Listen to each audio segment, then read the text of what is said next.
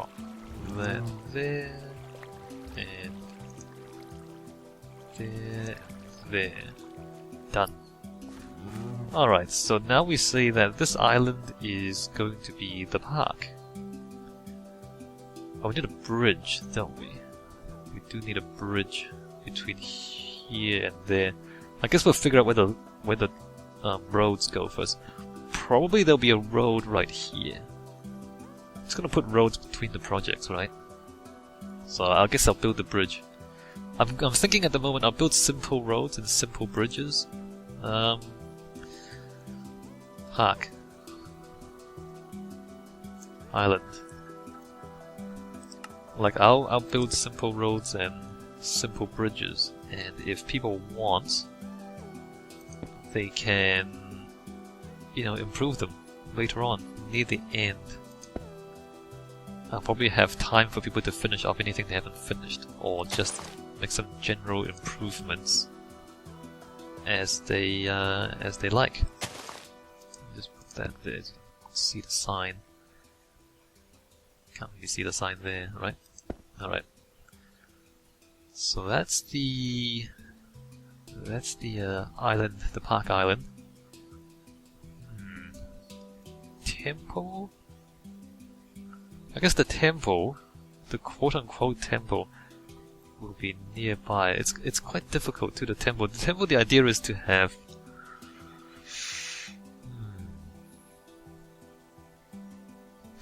like I'm asking people to make a temple or temple-like structure with at least 3 different ceiling heights and 3 different door sizes.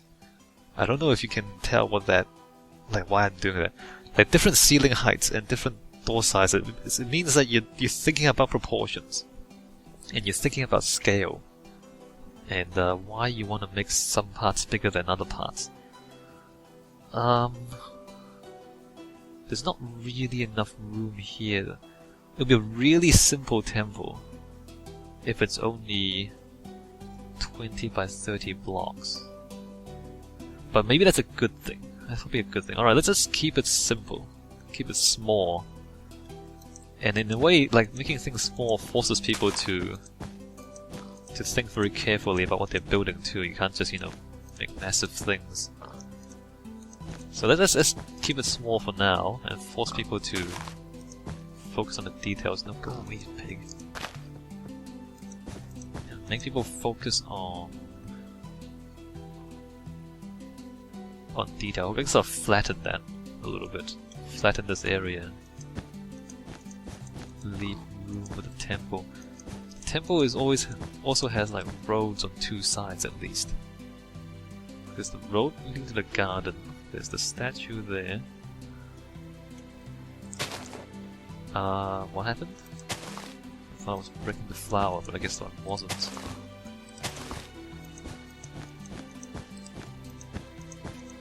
So the temple goes here. Temple goes here. Oh, oops. My bad. One more module this way.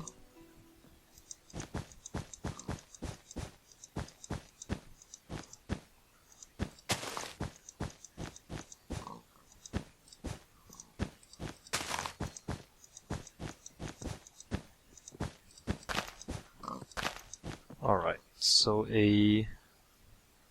Wait a minute. Oh wow, I'm so fail. I'm so bad. This is also kind of... It's one of the problems, I guess, with...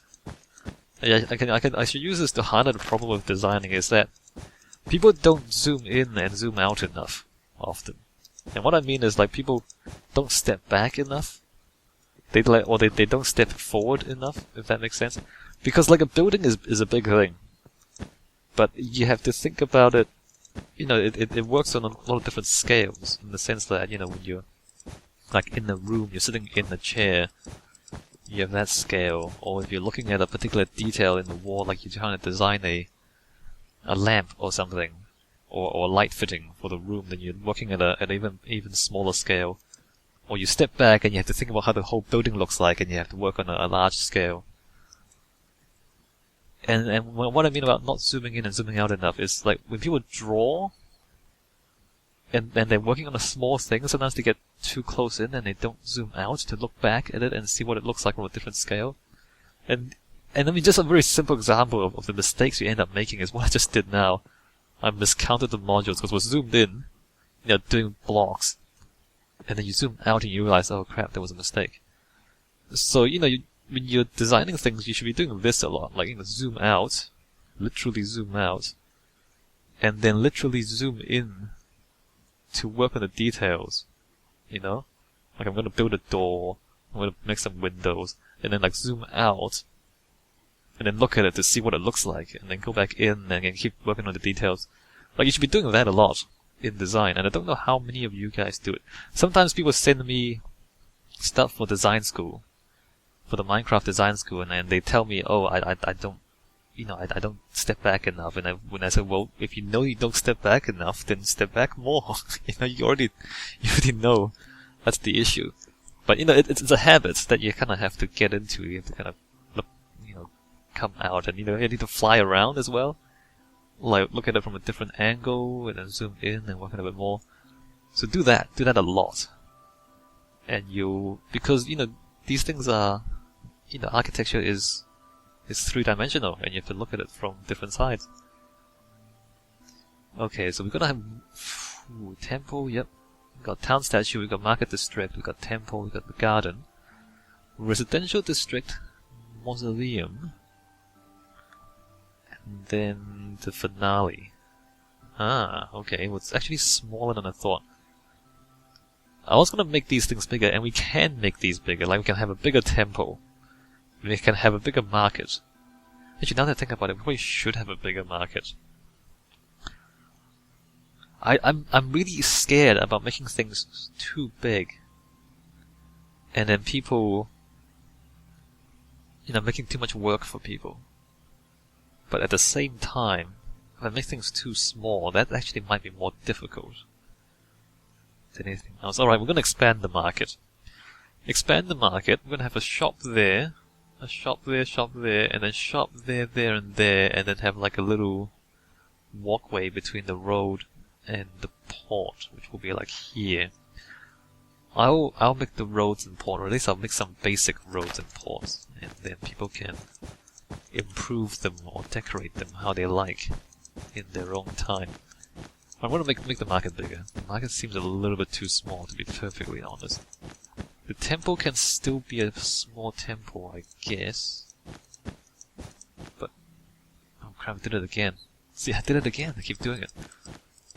Yeah, the temple can still be a small temple, maybe. I'll think about that, maybe. Alright, let's break this. Or I can just leave more spaces between the builds, just for people to fill in their own time. Oh, I'm gonna make the market that big. That probably makes more sense, actually. Market, town square, temple is a small temple. We'll think about that one.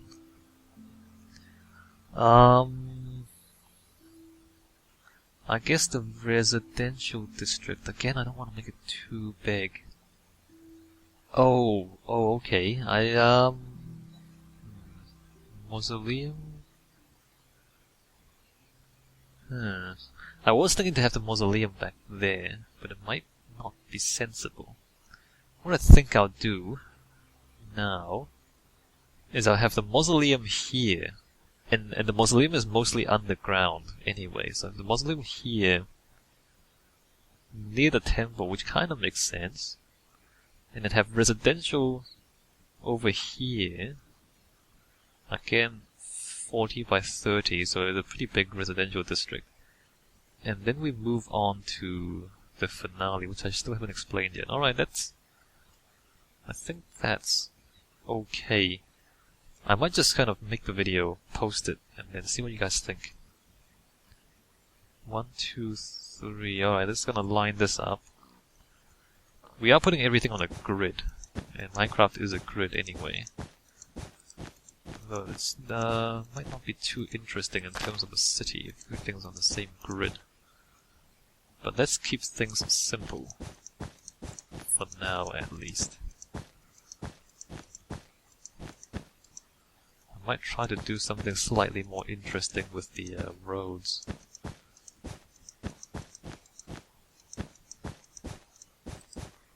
Also, should I remove the grid? I should probably remove the grid for the actual, for the actual exercises. Yeah, so the mausoleum, the idea with the mausoleum is I'm gonna build, so it's supposed to be an underground mausoleum, but I'm gonna leave the ceiling open, and then the exercise for you guys, if you want to do it, is that you build the ceiling. And your job is to do it so that you get interesting and dramatic and meaningful lighting inside the mausoleum. So you have to design the skylights, basically. And you have to, do it in a way that complements what I've made for the mausoleum. So, I have like a main chamber, and then like side rooms, and then maybe a little reflecting pool or something, stuff like that. And the challenge is design it so that you get interesting lighting on the inside. That's pretty cool, right?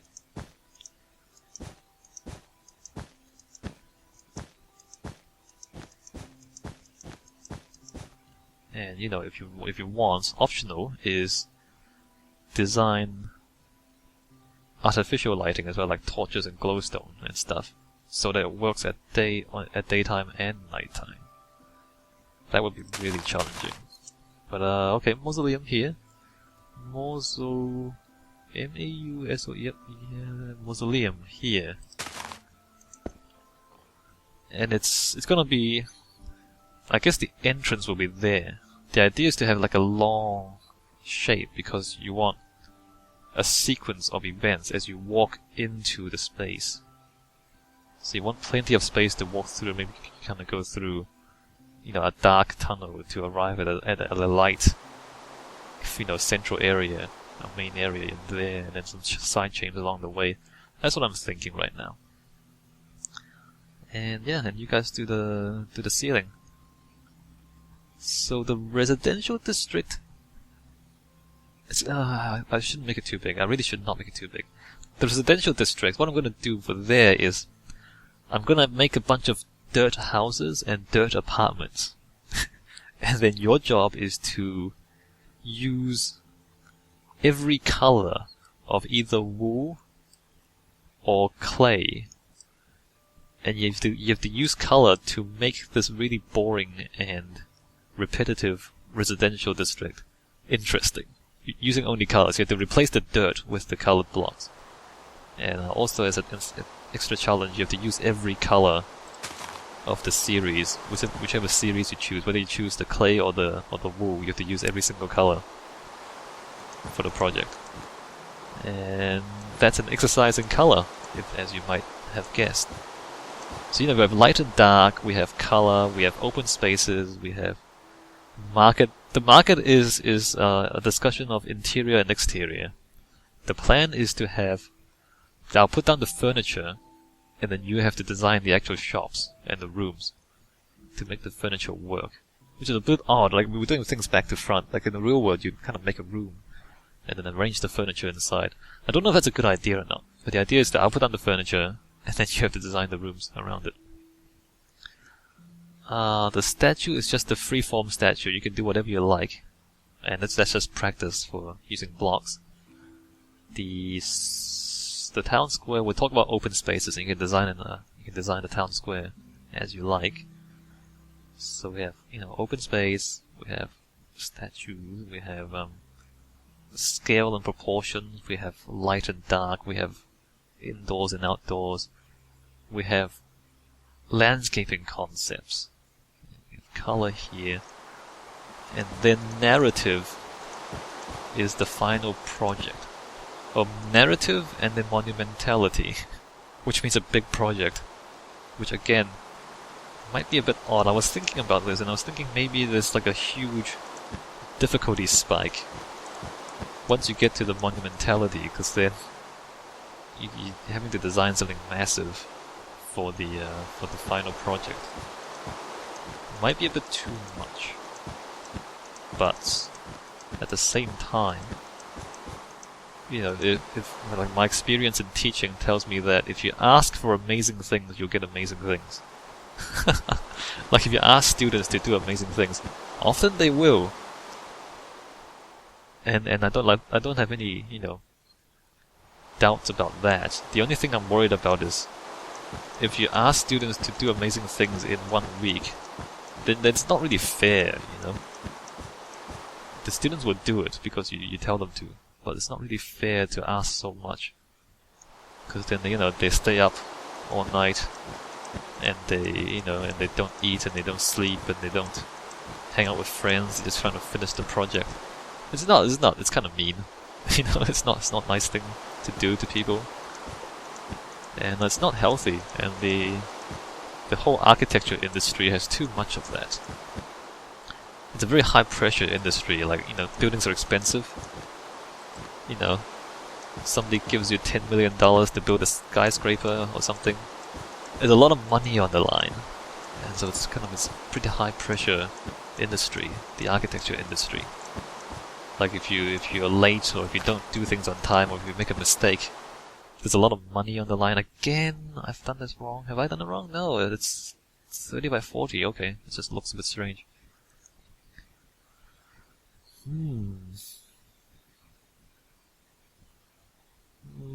Yeah, I know what I said about 30 by 40 being the maximum size. I'm gonna make this slightly bigger, I think.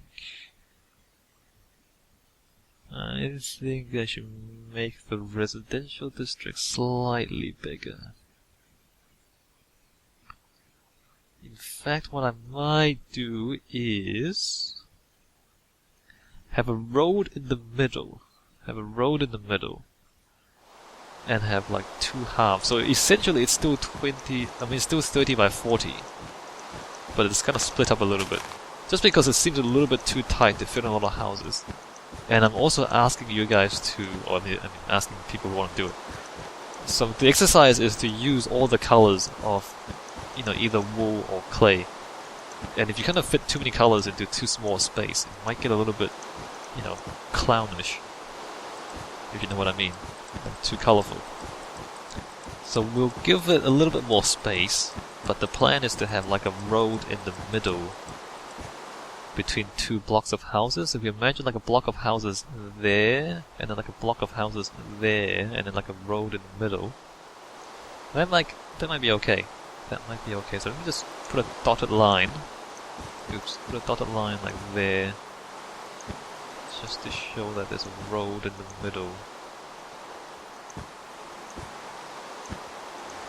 Like that, right? And like this.